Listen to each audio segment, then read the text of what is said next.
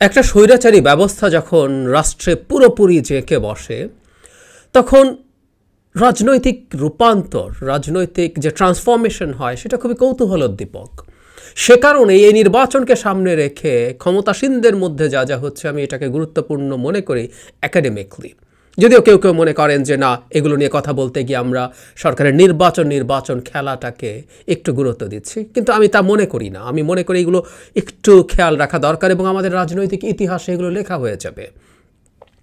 আসন ভাগাভাগি নিয়ে যা যা হচ্ছে এবং শেষ পর্যন্ত লাস্ট আপডেট, আমরা শেষ আপডেট, আসলে সবচেয়ে ইন্টারেস্টিং আপডেটটা পাবো 17 তারিখ। সেদিন আসলে জাতীয় পার্টি কি পেয়েছে না পেয়েছে, কতটুকু পেয়েছে, সেগুলো আমরা বুঝবো। কিন্তু আপাতত 14 দলীয় জোট নিয়ে দীর্ঘদিন নানা নাটকীয়তার পর অবশেষে একটা মোটামুটি সিদ্ধান্তে আসা গেছে। সেটা হলো 14 দলীয় জোটকে 7টি আসন নিয়ে ছাড় দেবে বলে বলছে আওয়ামী লীগ। মানে এই ছাড় দেয়াটাও আসলে পুরো ছাড় না, আরও গল্প আছে এর মধ্যে। ফলে জনাব ইনু মেননদের কপালে কি আছে, এবং আরেকজন বেশ ভোকাল মানুষ এই জোটের জনাব নজিবুল বশর মাইজ ভান্ডারি, তিনি মনোনয়ন পাননি, সো উনি আগেই ছিটকে গেছেন। খুবই ফানি ঘটনা আছে এবং ওনার এটা নিয়ে বক্তব্য আছে, সব কিছু নিয়ে কথা বলতে চাই।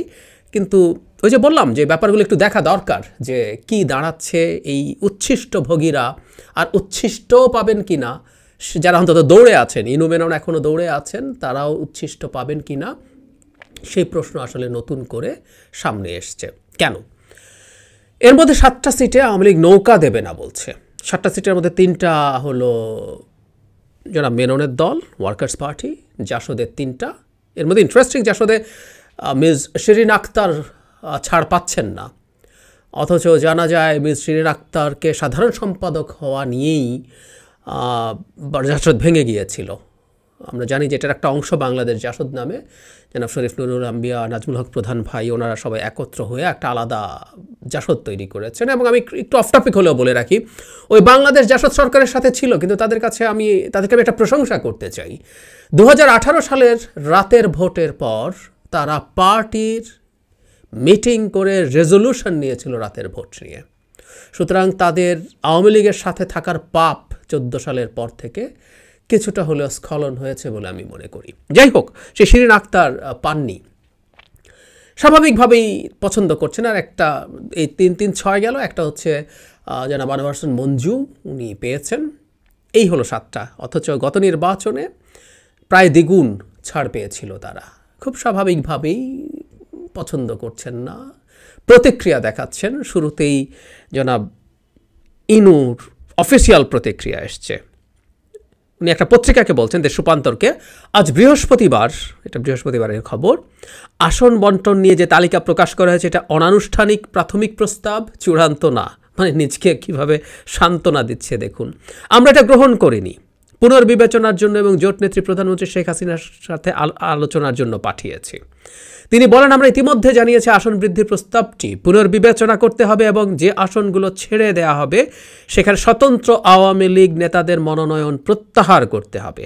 অবিলম্বে প্রধানমন্ত্রীর সঙ্গে বৈঠক, চূড়ান্ত আলোচনা এবং তারপর চূড়ান্ত তালিকা প্রকাশ করতে হবে। আমরা বুঝতে পারছি। এবং এই যে স্বতন্ত্র নামাতে হবে ক্রমাগত, উনি জনাব মেনন সবাই বলছেন, এবং এই স্বতন্ত্রই তাদের কপাল পুড়িয়ে দেবে সেই সম্ভাবনা ভীষণভাবে দেখা যাচ্ছে। যেন বলছি, হালুয়া রুটির জন্য থেকেও এবার হালুয়া রুটি উচ্ছিষ্ট পাওয়া যাবে কি না, সিরিয়াস প্রশ্ন আছে। একটু এই দুজনকে নিয়েই খুব ইন্টারেস্টিং দুটো রিপোর্ট করেছে। সেটা হচ্ছে প্রথম আলো একটা করেছে, জোটের সমর্থন পেলেও কঠিন চ্যালেঞ্জে পড়তে পারেন রাশেদ খান মেনন। জনাব ইনু সম্পর্কে লিখছেন হেডলাইন, ইনু নৌকা পেলেও ভাড়া খাটবে না আওয়ামী লীগ, অস্বস্তিতে জাসদ। এগুলো কন্টেন্টটা বলবো, কিন্তু তারা কেন বিপদে পড়তে যাচ্ছে আমি সেই কথাটা একটু বলে দিই। এর মধ্যেই পরদিন, মানে যেদিন তাদের এই আসন সমঝোতার নিউজ প্রকাশিত হয়েছে তার একদিন পরই গতকাল জনাব ওবায়দুল কাদের ক্লিয়ারলি বলছেন, শরিকদের বিজয়ের গ্যারান্টি দিতে পারবো না। সোজা সাপটা কথা, 14 দলে কয়েকটি নৌকা দেব, এর মধ্যে আমি 14 দলের সমন্বয়ককে আমাদের সিদ্ধান্ত জানিয়ে দিয়েছি, তারা সবাই করুক, তাদের দলের প্রতীক নিয়ে 7টা এলাকায় আমরা নৌকা ছাড় দিতে পারবো, তারপর জানিয়ে দেব। তারপর বলছে আমরা কাউকে বিজয়ের গ্যারান্টি দিতে পারবো না। আমি আওয়ামী লীগের সাধারণ সম্পাদক, আমারও বিজয়ের গ্যারান্টি নেই, আমাকেও 4 জনের সঙ্গে লড়াই করতে হবে। স্বতন্ত্র সরানো হচ্ছে না, এবং স্বতন্ত্র না সরালে যেটা হবে সেটারই একটা রিপোর্ট প্রথম আলোতে এসছে।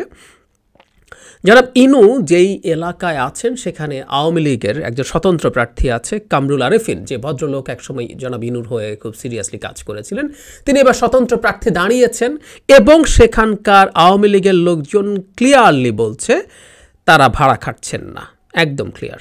আমি একটু পড়ি। নেতাদের সঙ্গে কথা বলা জানা গেছে যে কামরুল নৌকাকে জেতানোর জন্য খুব সিরিয়াসলি কাজ করছেন।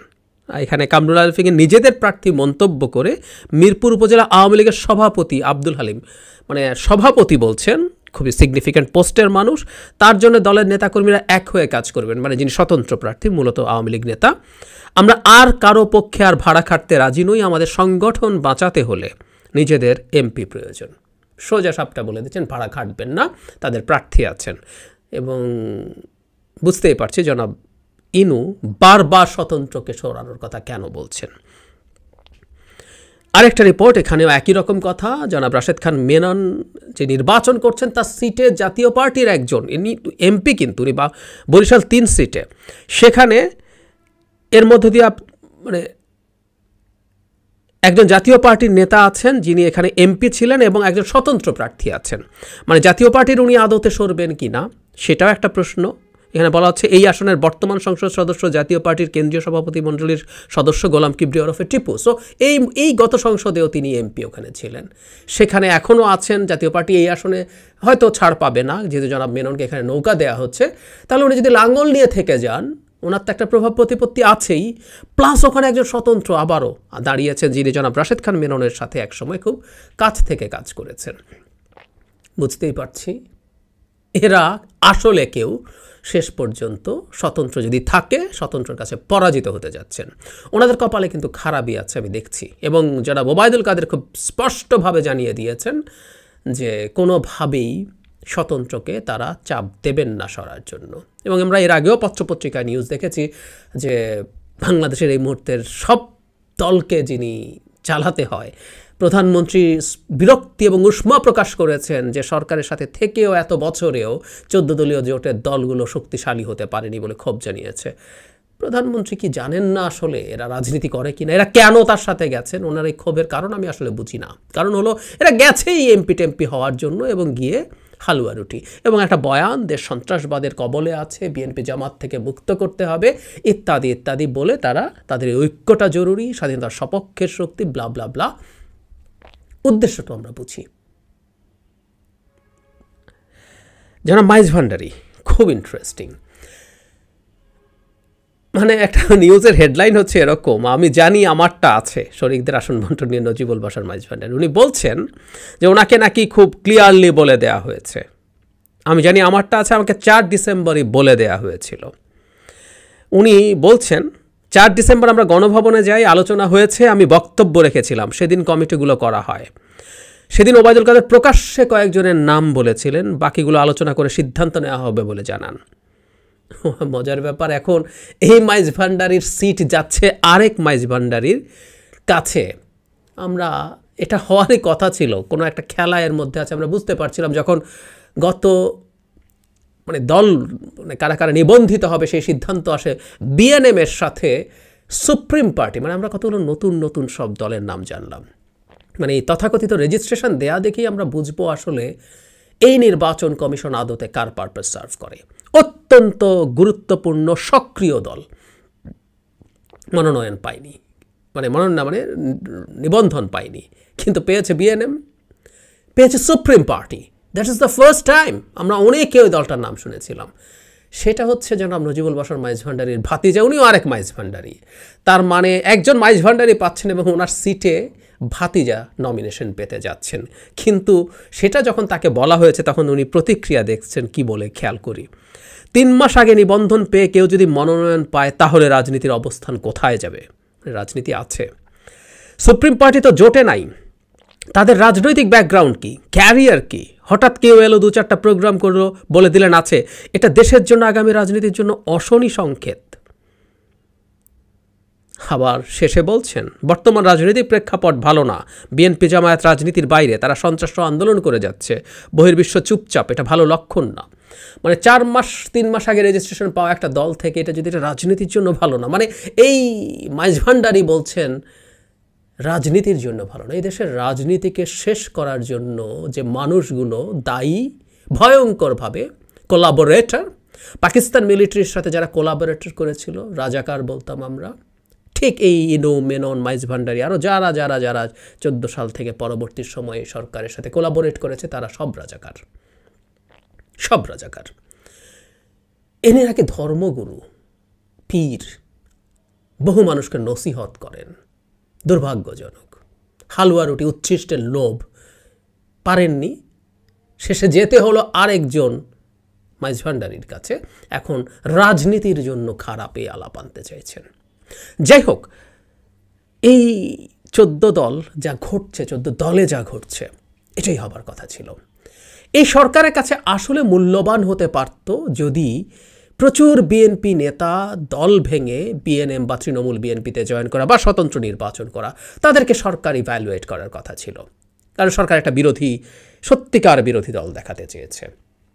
সেটা যখন ফেল করেছে, বাকিদের জন্য সরকারের আসলে খুব বেশি মাথা ব্যথা করার আর কারণ নাই, অন্তত এদের কোনো প্রয়োজনই নাই। এরা একজনও যদি সংসদে না যায় তাতে কিচ্ছু আসে যায় না, কিচ্ছু আসে যায় না, একেবারেই না। বরং জাতীয় পার্টি তারা যেহেতু তাদের নিজের প্রতীক নিয়ে নির্বাচন করছে, এখানেও সার্কাস হচ্ছে। মানে আপনি জোটে নাই, কিন্তু আপনি সরকারের কাছ থেকে গ্যারান্টি চাইছেন লাঙ্গল এবং স্বতন্ত্র প্রার্থী প্রত্যাহার করতে হবে। আমি আগেও বলেছি আমরা 17 তারিখের পর দেখব, নিশ্চয়ই সেটা নিয়েও কথা বলবো। লাঙ্গলের সিট থেকে নৌকা সরাক, এটার মানে এই নৌকা সরানোই হাস্যকর।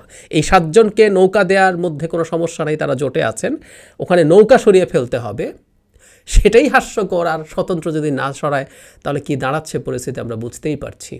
যাই হোক, এই উচ্ছিষ্টভোগী যাদেরকে নিয়ে কথা বললাম, তাদের এবার তাদের সেই স্বপ্ন, খোয়াব যদি বাস্তবায়িত না হয়, দেখতে পছন্দ করব, সত্যিই পছন্দ করব। এবং আমাদের ইতিহাসে, আমি বিশেষ করে জানাব রাশেদ খান মেননের কথা বলি, আমাদের রাজনৈতিক ইতিহাসে এই মানুষটার বহু ক্ষেত্রে বহু অবদান, ছাত্র অবস্থা থেকেই, আমি পরের কথাও বলছি না, ছাত্রনেতা হিসেবে, একজন ছাত্রনেতা হিসেবে উনি যে অর্জন করেছিলেন জীবনে, কোথায় গিয়ে নিজেকে নিয়ে ঠেকিয়েছেন। মানে আমরা পারি না আসলে কিছু উচ্ছিষ্টের লোভ সামলাতে। আমার মতো মানুষ, আমি আজকে ওনাকে নিয়ে যা তা বলছি, যেন ইনুরও গুরুত্বপূর্ণ রাজনৈতিক ব্যাকগ্রাউন্ড আছে, হ্যাঁ, বিতর্ক আছে, তারা যে রাজনীতি করেছিলেন সেই সময়কার রাজনীতি কতটা ঠিক ছিল, কতটা হঠকারী ছিল, আসতে পারে। কিন্তু হালুয়া রুটির জন্য কেউ ওটা করতে জান না, আমরা এটুকু তো বলতে পারি। কিন্তু আজকে তারা এই জায়গায় চলে গেছেন, জাস্ট একটা এমপি হতে হবে।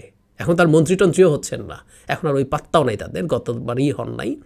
এখন জাস্ট একটা এমপি হতে চান, এটাও আর হতে পারছেন না।